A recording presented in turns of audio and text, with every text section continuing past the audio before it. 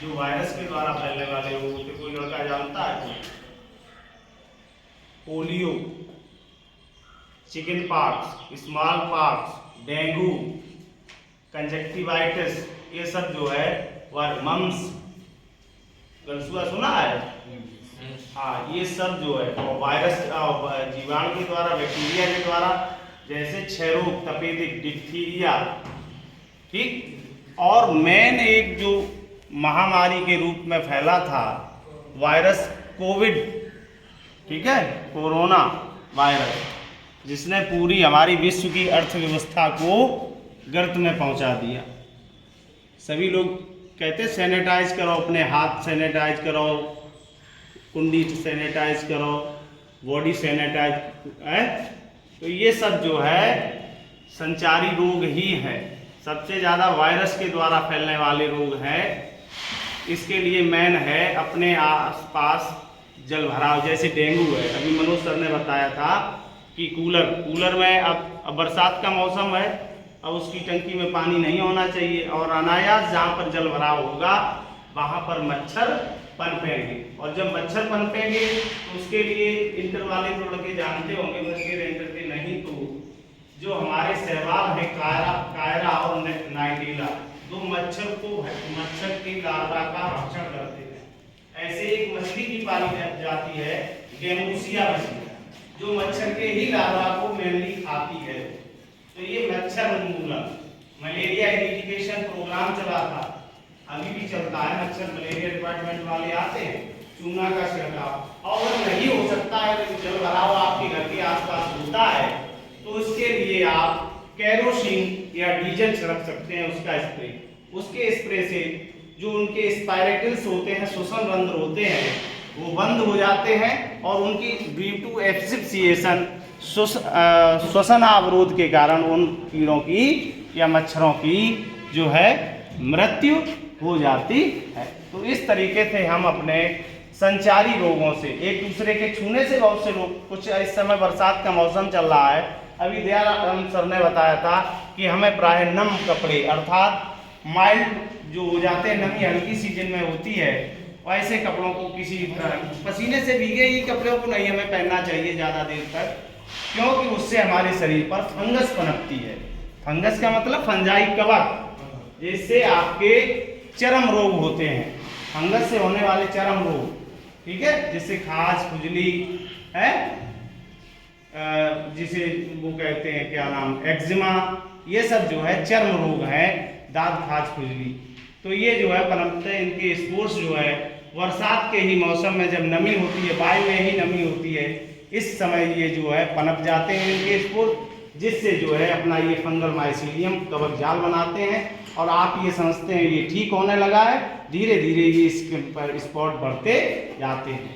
तो हम अपनी व्यक्तिगत स्वच्छता से गीले कपड़े ना पहन करके रोज प्राय धुले हुए कपड़े पहने, ठीक है, और किसी भी कीमत पर अपनी, तो जब ज़्यादा बाल बड़े नहीं होने चाहिए, यानी आपकी त्वचा पर नमी है, पसीना, अब आपने 4 दिन 5 दिन नहाया नहीं, अपनी व्यक्तिगत स्वच्छता पर नहीं। अभी दयाराम सर ने बताया था स्वास्थ्य के बारे में, हम जब शारीरिक रूप से, मानसिक रूप से है, जब हम स्वस्थ होंगे तभी तो हम स्वस्थ, अपने को स्वास्थ्य को अच्छा महसूस करेंगे, ठीक है, और जब आप स्वस्थ होंगे तभी आप पढ़ पाएंगे। तो इन बातों का आप विशेष ध्यान रखें। यहीं पर हम अपनी वाणी को विराम देते हैं।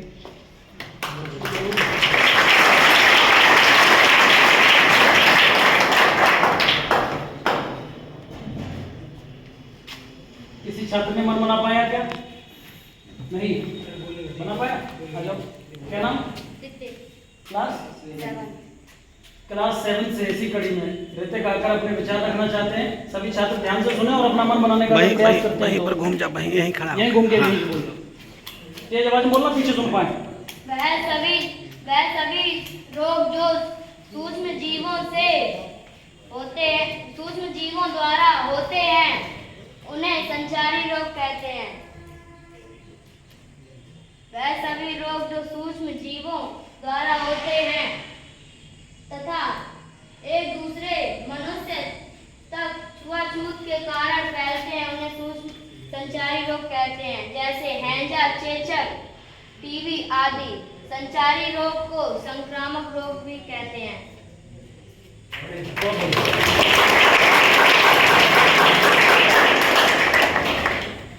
अब इसी कड़ी में निवेदन करता हूँ आदरणीय विजय शंकर यादव सर से आकर संचारी रोगों के संदर्भ में बच्चों को लाभान्वित करने का प्रयास करें। परम श्रद्धेय प्रधानाचार्य, शिक्षकगण, प्रधान और प्यारे बच्चों, जैसा कि अभी सब लोगों ने बताया कि संचारी रोग क्या होता है, कैसे हम इसका बचाव करेंगे, कारण क्या होता है, इस पर गहराई से अभी आप लोगों को बताया। संचारी रोग का मतलब होता है यह एक के द्वारा, एक व्यक्ति द्वारा दूसरे व्यक्ति तक पहुंचना, या पक्षी द्वारा या पशुओं द्वारा किसी व्यक्ति तक पहुंचना। इसके कई कारण जैसे बैक्टीरिया होते हैं, वायरस होते हैं, प्रोटोजोआ और तमाम तरीके से ऐसे एजेंट होते हैं, ये एक दूसरे से एक दूसरे तक पहुंचाते हैं, और जिसके कारण जब हम संक्रमित हो जाते हैं तो कई लक्षण दिखने लगते हैं। कभी हमको खांसी आने लगती है, बुखार आने लगता है, सर दर्द करने लगता है, तमाम ऐसे लक्षण मिलने लगते हैं कि अब हम संक्रमित हो गए हैं। तो कुछ तो सामान्य घरेलू उपचार से ठीक हो जाते हैं, कुछ में ऐसा संक्रमण होता है कि डॉक्टरी जाना पड़ता है, फिर वहाँ पर हॉस्पिटलाइज्ड होना पड़ता है, तमाम समस्याएं आती हैं। और कुछ ऐसे संक्रमण ऐसे हो जाते हैं, गंभीर संक्रमण, कि हम वहाँ जा कर के भी ठीक होने, जिसे असाध्य रोग कहते हैं, या असाध्य रोग के शिकार हो जाते हैं। तो ऐसी स्थिति से बचने के लिए हमें स्वयं बचाव करना चाहिए कि ताकि हम ऐसी स्थिति को उत्पन्न न होने दें। अब संक्रमण से दूर कैसे रहेंगे? एक तो छुआछूत से फैलती है कि हम ये देखें कि अक्सर अगर कोई रोगी है उसे अपने को भी थोड़ा दूर रखना चाहिए, या जैसे हमें महसूस हो गया, हम कक्षा में बैठे हैं कि कोई रोगी है, या वो सांस से भी फैलता है। अगर किसी को हैवी मतलब संक्रमण है, फेफड़े का रोग है, तो सांस से भी जो है वो निकलता है, तमाम बैक्टीरिया निकलते हैं, वह सांस के माध्यम से आपके अंदर भी चले जाते हैं, तो आप वहां संक्रमित हो जाते हैं। तो बचाव के लिए हमें जिसे लगे कि इनको खांसी आ रही है या आवश्यकता से ज्यादा खांसी आ रही है, तो थोड़ा सा उनसे दूरी बनानी चाहिए, ताकि फिर हमारे अंदर ऐसे बैक्टीरिया ये सब न पनपे कि ताकि हमें भी उस तरह का रोग हो जाए। जैसे अभी कोरोना की बीमारी आई है, सांस से फैलती है, नाक से फैलती है, तो सांस के माध्यम से भी जाता है, तो उससे उचित दूरी बनानी चाहिए। शरीर जैसे बहुत सट करके लोग बैठते हैं, पसीना आता रहता है, फिर उसकी परवाह किए बिना वहाँ बैठे रहते हैं, तो पसीने से भी कई रोग पैदा होते हैं। इनसे भी दूरी बनानी चाहिए हमें कि पसीना न हो। और विशेष करके जैसे हमको अपने, अगर घर पर हैं तो अपने आसपास के वातावरण को शुद्ध रखना चाहिए। हमेशा जहाँ पर रह रहे हैं उसको फिनाइल द्वारा साफ करना चाहिए, उस कमरे को साफ करना चाहिए, कपड़े को, और प्रतिदिन खास करके जो हम बनियान पहनते हैं प्रतिदिन उसे साबुन से धोना चाहिए, दोबारा नहीं। अगर किसी पसीना युक्त कोई शर्ट है तो उसे जा करके, अगर नहीं डेली साबुन लगाते हैं तो उसे पानी से ही धो देना चाहिए, सुखवा देना चाहिए, फिर इसके बाद पहनना चाहिए। इसे भी सर ने, बायोलॉजी के सर ने बताया कि जो है वो फंगस जब होगा आपको दांत, आज, खुजली, इस तरीके के रोग होंगे। और जब इस तरीके के रोग आपको हो गए, खुजली आपको हो गई, कोई अनजाने में दूसरा आदमी टच किया, या आपके कपड़े को प्रयोग किया, या आपके साबुन का प्रयोग किया, तो वह दूसरा भी परिवार में संक्रमित हो जाता है। तो एक व्यक्ति जिसको हुआ है वह भी उसके प्रति सचेत रहे, और जिसको नहीं हुआ है वह बचाव करता रहे, ताकि ये भीगे कपड़े बिल्कुल न पहने। बरसात में थोड़ा हल्का अंडरवियर हो या बनियान हो लोग लेते हैं, जिसके कारण जो है तमाम लोग समस्या हो जाती है। घर में खुजली अगर एक आदमी को हुई तो पूरा घर जो है का शिकार हो जाता है। तो ऐसी स्थिति से बचने के लिए हमें सूखे कपड़े पहनना चाहिए, प्रतिदिन जो है स्नान करना चाहिए, का जो है धुलाई करनी चाहिए, और हाथ हमेशा धोएं। हाथ जो भी खाना खाने से पहले, खाना खाने से चीज हम खा रहे दरवाजा हो, जब घर जा रहे हैं हैंडल आप पकड़ते हैं, मोटरसाइकिल का हैंडल पकड़ते हैं, यात्रा कर रहे हैं तो हैंडल पकड़ते हैं, तो कुछ भी चीज खाने पीने उसे जो है हाथ धोने से धो लेना चाहिए। खासकर नहीं है, कोई भी साबुन है उससे धो लेना चाहिए, नहीं भी कुछ है मल करके कायदे से हाथ वैसे धो लेना चाहिए ताकि बैक्टीरिया हमारे अंदर न जाए। और यात्रा करते समय तो विशेष सावधानी बरतनी चाहिए। हम यात्रा तो करते हैं, अभी मैं एक वाकया बताऊं, जब मैं इलाहाबाद यूनिवर्सिटी में पढ़ रहा था तो मैं अपने घर से एक पैसेंजर ट्रेन पकड़ा, और पैसेंजर ट्रेन पकड़ा तो बीच में एक स्टेशन आई, वहां से एक व्यक्ति दौड़ते दौड़ते किसी तरह मतलब ट्रेन पाया, और जब वो चढ़ गए, चढ़ते समय उनके घुटने में फोड़ा हुआ था। अब फोड़ा जो है हल्का सा लग गया चढ़ते समय, और वो जो है फट गया, अब फट गया, ब्लीडिंग होने लगी। अब ब्लड आया तो उस ब्लड को वो अब कहाँ, रुई तो लेके चलते नहीं, कपड़ा लेके चलते नहीं, हल्का ब्लड निकल रहा था, उस हल्के ब्लड को वो पोंछ करके सीट के नीचे पहुंच रहे हैं, इधर से पहुंचा और सीट के नीचे ऐसे पहुंच दिए। अब देखिए अगले स्टेशन पर वो उतर गए, अगले स्टेशन पर वो जैसे उतरे तो अब दूसरे लोग आए, सीट खाली थी, एक लोग आकर के बैठ गए दादाजी। अब दादाजी जब बैठे, इसके बाद उन्होंने चुनौती निकाली, चूना सुरती अपना निकाला, और सुरती जो है चूना उसको ठोक करके और ठोका, और ठोक करके जो चूना आया तो उसी में पोंछा, उसी सीट के नीचे, उसी सीट के नीचे चूने को पोंछा, और पोंछ के फिर रगड़ करके और फिर हाथ से निकाल करके उसमें ऐसे खा गए।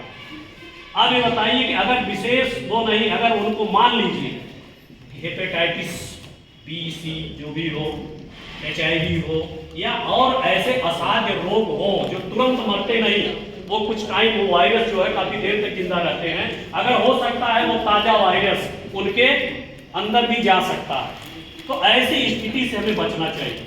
कभी हम हैंडल पकड़ करके उतरते हैं और किसी को सर्दी पकड़ी है, कोई नाक पही है, उसमें पोंछ दिया, उसको पकड़ करके चना वाला आया और बढ़िया जायकेदार चना दे के हाथ से लगे खाने, अब खाने लगे तो वो बैक्टीरिया आपके अंदर, वो वायरस आपके अंदर घुसा, तो आप ऐसे ही किसी को हेपेटाइटिस हुआ, भीड़ में रगड़ रहे हैं आप, पसीने से भी तमाम रोग होते हैं, तो ऐसी स्थितियों से हमें बचना चाहिए और विशेष ध्यान देना चाहिए यात्रा में खास करके। और इसके बाद अगल बगल की साफ सफाई, इस समय जैसे मच्छरदानी लगाइए, मच्छरदानी नहीं है तो कमरे को बिल्कुल बंद करके साफ सफाई, पंखा तेज करिए ताकि मच्छर काटने न पाए। अभी से ही डेंगू का प्रकोप आने लगा है, बढ़ने लगा है, मुख्य रोगी से ही निकलने लगे हैं, और यह बचाव ही किया जा सकता है। आप चाहें कि मतलब टीका लगा करके कोई इस तरह का करके तो ये ज्यादा बात की जाती है, लेकिन उसके पहले लगवाने से पहले हमें बचाव करना चाहिए, कहीं पर जैसे मिट्टी का तेल या और सब इकट्ठा पानी न हो कि काफी दिन तक वहां रुका रहे, इस में अपने प्रयास करना चाहिए, रोगी को भी घर से निकलना नहीं चाहिए। तमाम सारी चीजों पर अगर आप ध्यान देंगे तो काफी कुछ नियंत्रण जो है संचालकों से हम लोग खुद स्वयं और सब लोग बताएंगे। अभी लोग हैं तो यही मैं अपनी वाणी को ध्यान देता हूँ।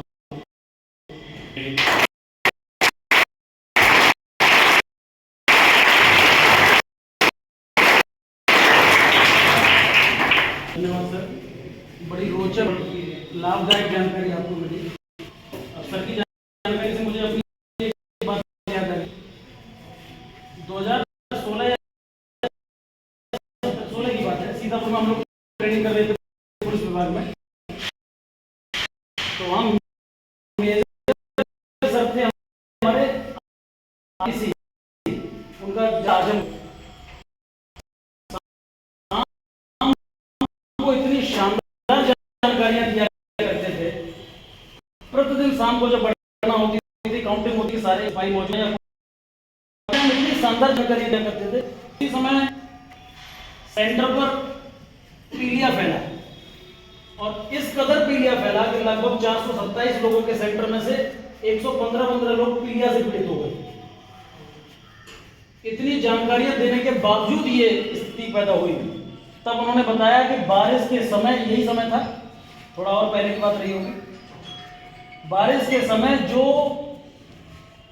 अनुशासन के दौरान क्या होता है कि वर्दी पहन के आनी है तो पहन के आनी है, पहन के आना तो वो पहन के आना है। अब होता क्या है कि जैसे आपके पास एक सफेद शर्ट है और मैं यहाँ से प्रेशर डाला हूँ कि कल सफेद पहन के आनी है। अब आपकी सफेद शर्ट अकेली थी और वो भीगी, रास्ते में पहुंचते गाँव पहुंचते, और कल मैंने कहा बेटा विदाउट यूनिफॉर्म नो एंट्री। तो आप डर के नाते उसी गीली शर्ट को पहनेंगे फिर से, और वही गीली शर्ट जब आपके शरीर पर पहुंचेगी तो वो आपके शरीर के संक्रामक रोगों को आमंत्रण देगी और आपके शरीर में धीमे धीमे खाज, खुजली, दाग, तमाम समस्याएं धीमे धीमे प्रवेश करेंगी और वो समस्याएं किसी भी रूप तक जा सकती हैं। फिलहाल कोई अन्य छात्र मूड बनाया हो स्वेच्छा से 4 शब्द कहने की, किसी की हिम्मत शब्द प्रयोग कर रहा हूं, देखिए आपके लिए। अब हिम्मत जुटाया करो बेटा, है ना। अब ध्यान देना अगले कार्यक्रम में। इसी कड़ी में मन बनाओ, तब तक मन बनाओ। इसी कड़ी में मैं निवेदन करता हूं आदरणीय हरिशंकर सर से कि आकर छात्रों को इन संचार की रोकथाम, लक्षण और इन सब संबंधित कार्यों में और लाभ पहुंचाएं।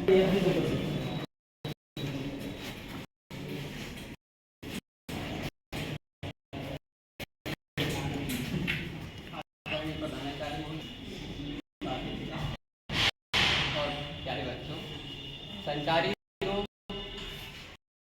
संक्रामक के रोग होते हैं जो दूषित जल से, दूषित वायु से या हमारे के संपर्क, किसी के टच करने से, किसी गलत चीज के संपर्क करने से फैल जाते हैं। ये सूक्ष्म जीव होते हैं, पता नहीं चलता है, लेकिन बहुत छोटे जीव होते हैं जो चले जाते हैं। इसके साथ साथ जैसे कुछ डस्ट पार्टिकल ले गए, धुआं के कण से, ये जैसे कमरे में हम बैठे हुए हैं, अंगीठी जल रही है, कार्बन मोनोऑक्साइड निकला, वो भी सांस में आ गया, नुकसान हो जाता है। दूसरी जल से, अब जल साफ रहना चाहिए, पानी साफ पिए, नल से पिए। रखा हुआ पानी खासकर जो टंकी में रखा रहता है वही सप्लाई हो जाती है। हॉस्टल में लोग रहते हैं, एक प्रसंग हमें भी याद है, हॉस्टल में लोग रहते थे और ऊपर छत पर टंकी रखी रहती थी और उसी में करीब 100-200 बच्चे रहते थे, सबके पास उसी टंकी से सप्लाई होती थी और टंकी का ढक्कन खुला रह गया। बंदर आया, कूदा और नहा करके फिर ऊपर चला गया। तो उसका जो जल है, बंदर को कभी नहाता नहीं, लेकिन उसको मौका मिला, उसने नहा लिया। अब वही पानी लोगों के पास पहुंच गया, लोग, और फिर नीचे लगा हुआ है कूलर, कूलर में ठंडा पानी आ रहा है, टंकी से पानी कूलर में और कूलर से लोगों की बोतल में, बोतल से सबके घर में। अब लोग पीना शुरू कर दिए तो वो पानी भी जो है क्या हो गया, तो दूषित हो गया। और फिर जो पीलिया रोग होता है, ज़्यादातर बच्चों को जॉन्डिस का रोग हुआ। बाद में पता चला कि एक बंदर टंकी में गिरा था, उसी में मर गया और उसको देखने भी कोई नहीं गया। 2-2.5 महीने बाद फिर उसे निकाला गया, उसकी सफाई की गई, तब तक कई लोगों को जॉन्डिस हो चुकी थी। और जॉन्डिस बार हो जाए तो कभी ठीक नहीं होती। किसी को एक बार लीवर एक बार खराब हो गया तो आप सोचिए कि लीवर ठीक हो जाएगा, तो लीवर नहीं होगा। आपको हमेशा ये मसालेदार चीज़ें और जो तली भुनी चीज़ें होती हैं और जिन चीज़ें से लीवर का उनको जिंदगी भर अवॉइड करना पड़ेगा। अगर आप इसमें लापरवाही बरतेंगे तो वो खराब ही रहेगा और आपको तरह तरह से नुकसान।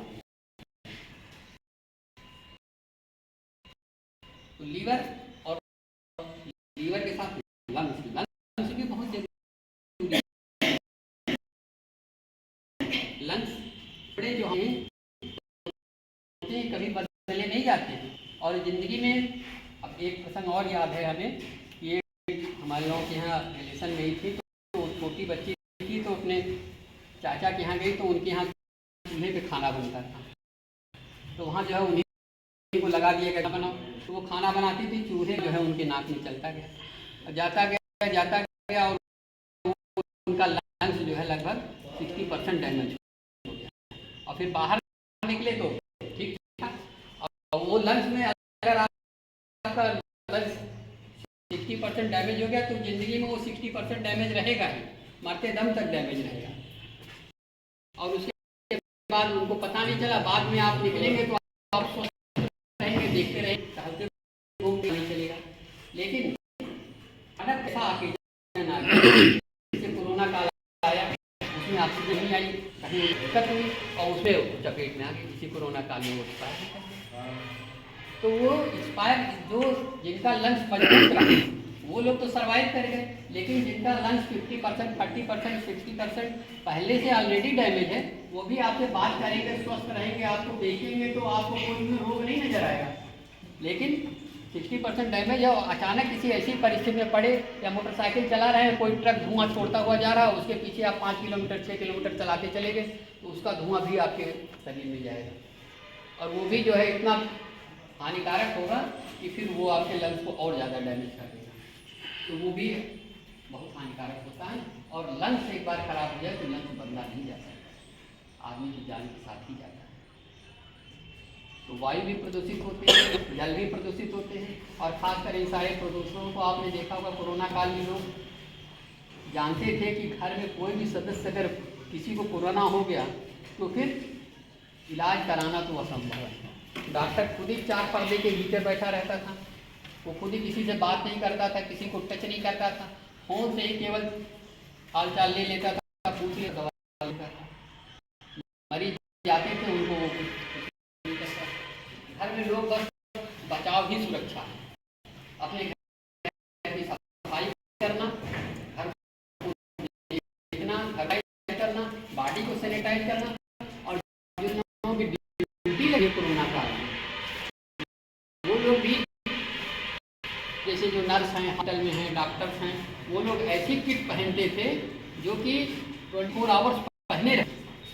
अगर उनको टॉयलेट जाना है, लैट्रिन जानी है तो कर देते थे, उसको छोड़ते नहीं थे और बाद रात को जब छोड़ते थे तो पूरा ले जाकर के उसको तुरंत जला देते थे, फिर दूसरे दिन दूसरी किट पहनते। इस तरह की स्थिति में सेवाएं दी। इतना तो था उसका सफाई का। आप समझ सकते हैं कोरोना काल में हमारे छोटे भाई हैं, वो बम्बई में रहते हैं, कहते हैं वहाँ इतना कोरोना का प्रकोप था, डर था कि घर में सभी लोग बैठे रहते थे, निकलते नहीं थे और घर को 2-2 बार सभी लोग मिल करके पोछा लगाते थे कि किसी तरीके से पता चला ऊपर के में कोरोना के 2 पेशेंट में कोरोना के पेशेंट और आदमी बैठा हुआ है और कांप रहा है, कहीं हमें ना हो जाए और हो जाए तो कोई इलाज नहीं होना है, कोई डॉक्टर देखेगा नहीं, किसी के पास जाएंगे भी नहीं और किससे और कहेंगे भी बना लेगा, तुरंत दूर हो जाएगा। कि लोगों की जिनकी मृत्यु भी हो गई उनके दाह संस्कार में भी उनके परिवार के सदस्य नहीं गए। बस इस तरीके से क्या हुआ। और यहाँ पर भी है एक तो ये भी है कि लोग क्रिमिनेशन के लिए हमारे मोहल्ले की बात है लेकर के लोग पहुँचे और उसी समय पता चला कि एम्बुलेंस में सायरन बजाते हुए 2 गाड़ियाँ आई और पैर बॉडी निकाल के रखते तो जितने लोग गए थे सब वापस लौट गए। केवल उनके परिवार के 1-2 सदस्य जो लड़के थे वो लोग बैठे, उन्होंने किसी तरह से अंतिम संस्कार पूर्ण करके वापस आए। ये भयावह स्थिति आ जाती है कोरोना काल में। इसी तरह से कभी HIV का भी बहुत ज़्यादा प्रकोप था, लोग हाथ मिलाने से डरते थे, एक ब्लेड से दोबारा दाढ़ी बनाने से लोग डरते थे, नाव से तुरंत कहते थे दाढ़ी दूसरे ब्लेड से बनाई है। अब तो सभी के यहाँ लगभग हमने देखा है कि दूसरे व्यक्ति की दाढ़ी अगर बनानी है तो दूसरा ब्लेड ही इस्तेमाल करते हैं, उस ब्लेड का नहीं इस्तेमाल करते हैं। सिरिंज भी पहले एक ही सिरिंज से कई लोगों को इंजेक्शन लगा देते थे, अब इसमें वो जो सिरिंजें आने लगी सब अलग, उसमें भी मतलब HIV से भी इतने ज़्यादा लोग इन्फेक्टेड थे, इतने परेशान थे, लार से, थूक से, सिरिंज से डरे हुए थे कि बहुत सावधानी बरतते। और ये सारी चीज़ें हम लोगों ने देखी हैं, हम लोगों के सामने गुजरी हैं, आप लोग भी इनसे जानकारी में हैं। ऐसा नहीं कि आप लोगों के परिवार में या रिलेशन में कहीं किसी के साथ कुछ हुआ नहीं, सब लोगों ने देखा है, लेकिन जो सदस्य मरीज के साथ साथ गया है, जिसने देखा है, उसके अनुभव अलग है, वो समझेगा जितना ज़्यादा उतना आप लोग दूर से सुन करके नहीं समझ, देखने से आदमी ज़्यादा समझता है। What you see that you become। जितना आप देखेंगे उसी तरीके से आपके लगते हैं, वो चीज़ें आपके व्यवहार में आने लगती हैं। तो केवल एक ही तरीका है बचाव की सुरक्षा। जितना ज़्यादा बचाव कर सकते हैं उतना ज़्यादा बचाव करें। और बचाव कैसे करेंगे? सांस लेने में सावधानी बरतें, जैसे मास्क का प्रयोग किया जा रहा था और डॉक्टर लोग, कई आपने देखा होगा, कई जगह लिखा हो मास्क पहन के प्रवेश करें मास्क पहनकर। और कोई तरीका नहीं है। ग्लव्स लोग पहने रहते थे, डॉक्टर तो ग्लव पहनकर ही किसी मरीज को छूते हैं, नर्सेज उसी तरह छूती हैं। उसके अलावा पैर के पंजों की भी काफ़ी सफाई होनी चाहिए। मुंह की और पैर की अगर सफाई होती रहे तो रोग ज़्यादातर नहीं रहते। एक बात और हम कहना चाहेंगे, एकांकी पढ़ी थी कक्षा 9-10 में था तौलिया, उसमें एक चूहा सदन साहब की कहानी वो सुनाते थे। वो कहते थे कि बहुत ज़्यादा सफाई करने की भी ज़रूरत नहीं है, हमारे पास पोषक पदार्थों की अधिक होनी चाहिए। एक बार हम सांस लेते हैं तो लगभग करोड़ों की संख्या में सूक्ष्म जीव नाक से प्रवेश कर जाते हैं, करोड़ों की संख्या, और वो जीव शरीर को नुकसान पहुंचाने के लिए ही जाते हैं। लेकिन हमारे शरीर में WBC श्वेत रक्त कणिकाएं होती हैं जो उनको नष्ट करती हैं। हमारी प्रतिरोधक क्षमताएं होती हैं जो उनको नष्ट करती रहती हैं और हमें स्वस्थ बनाए रखती हैं। तो कोई बाहरी जीव हमारे अंदर न प्रवेश करे ये संभव नहीं। वो तो प्रवेश करेगा ही करेगा, उसको हम रोक नहीं सकते। क्या हम वातावरण में जाकर सांस नहीं लेंगे? क्या हम किसी वाहन के पीछे नहीं जाएंगे या कहीं किसी अपने प्रिय दोस्त से हाथ नहीं मिलाएंगे, गले नहीं मिलेंगे? ये संभव नहीं है। लेकिन इसके साथ साथ अगर हम पौष्टिक आहार करते हैं, भोजन में पौष्टिक आहार में ऐसी चीज़ है जिससे हमारी प्रतिरोधक क्षमता बढ़ी जाए, तो फिर हम उन चीज़ों से मुक्त हो जाए। और आप देखते हैं कि जैसे हमने बताया कि जिसके लंग्स पहले से 100% सुरक्षित हैं उनको कोरोना का प्रकोप नहीं हुआ, वो बच गए। और जिनके ऑलरेडी डैमेज हैं, अब जिसे हमने बताया 60% करीब डैमेज था और उनके ऊपर अचानक कोरोना का उसी माहौल में आए तो एक आदमी बीमार पड़ा, एक्सपायर कर गया, दूसरा वहाँ सर्वाइव कर गया। तो उसकी कितने लंग्स कितना डैमेज है, कितनी उसकी प्रतिरोधक क्षमता है, हर आदमी की क्षमता अलग अलग होती है। जिसकी जितनी क्षमता रहेगी वो सर्वाइव कर जाएगा, जिसकी कम क्षमता रहेगी वो इन्फेक्टेड हो जाएगा, और अगर और कम क्षमता है तो हो सकता है कोई दुखद समाचार मिल जाए। इस वजह से हमें तो उस चूहा सदन साहब की कहानी में यही उन्होंने बताया था कि बहुत ज़्यादा हमें सफाई का भूत नहीं पाल लेना चाहिए। एक ये नहीं होना चाहिए कि सफाई ही सफाई, सब इतना सफाई कि हम अपने किसी नियर डियर से बात भी न कर सकें, गले न मिल सकें, हाथ न मिला सकें। ये सब चीज़ें होनी चाहिए, लेकिन इसके साथ साथ हम अपनी प्रतिरोधक क्षमताओं को भी बढ़ाते हैं। जितनी ज़्यादा प्रतिरोधक क्षमताओं को बढ़ाएंगे उतना ही अच्छा रहेगा। और इसके लिए एक ही तरीका है, पौष्टिक आहार लेते रहें, जो जितना संभव हो सके मौसमी चीज़ें खाएं। ऐसा नहीं महंगी चीज़ें ही खाने से प्रतिरोधक क्षमताएँ बढ़ती हैं। पत्तेदार चीज़ें जो मौसमी हैं, मौसमी सब्जियां हैं, उन सबको ज़्यादा से ज़्यादा ग्रहण करें, साफ सुथरी मात्रा में लेकर करें, आपकी प्रतिरोधक क्षमता बढ़ती रहेगी। जिससे कहीं भी कुछ इन्फेक्शन होता भी है तो उससे आप बच जाएंगे। इस बात का ध्यान रखते हुए आप लोग आपको स्वस्थ रहें, अच्छे रहें,